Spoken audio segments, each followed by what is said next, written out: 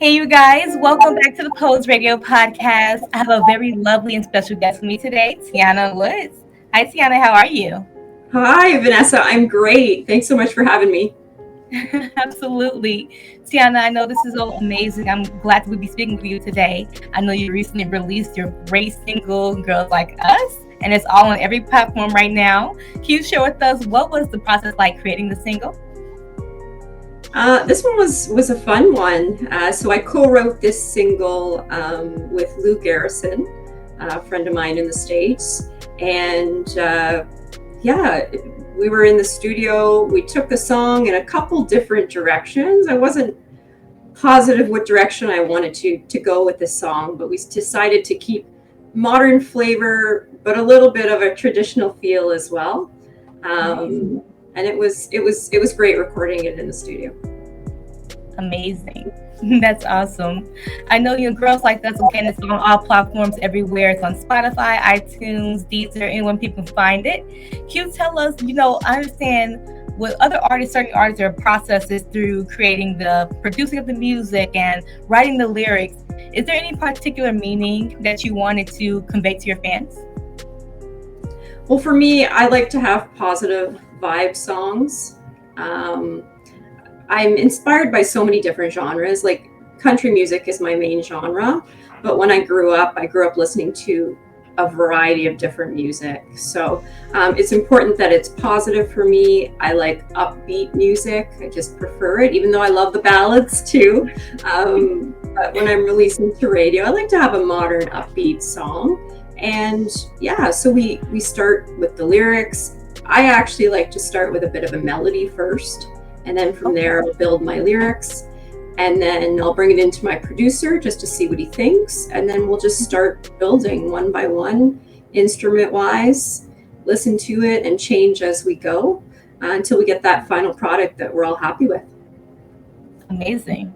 That's amazing. I know, as an artist, as a performer, you performed on like so many different stages. You've been on many award show stages. You've also toured as well. Can you tell me, is there any kind of particular experience that one of your most memorable experiences or something that you just in love doing? Being on stage is incredible. So, being in the music business has allowed me to tour quite a bit. I've done so many different festivals, theater shows in Canada. It's taken me to Japan. Before I started as a country music artist, I was really involved with music theater. So I played the lead role of Anne of Green Gables in Japan, which was an incredible experience. It's taken me on cruise ships across the States, which has been amazing. Oh, wow. And it's just great meeting so many people and just seeing so many different places, and there's no feeling like being on stage. It's like my second home. Amazing. I know, of course, with all your experience within country music and your various awards that you've won and nominations, which has been amazing. Being on so many different stages, how has your music, especially being in abroad, or you've been in Japan, you've been all over the world, how has the audience taken to your music? Is there any difference from within the States or any other country? No, you don't really find a difference. I think music will attract to people in different ways, regardless of where they live, right? And thank goodness for social media, because it's allowed me to, broaden who hears my music. It's amazing. If someone's listening on a digital site, they can be in Japan, they can be in Europe, they can be in Canada. And people can all be listening together, which is great. Amazing. I know, of course, with your new single, Girls Like Us, having the lyrics that you write, such a lot of artists and such other audiences and fans of even more than just your fans, the general public. And now that it's playing on radio stations everywhere, how do you think this song will impact, especially women that you speak to? Yeah, it's a bit of a women's anthem.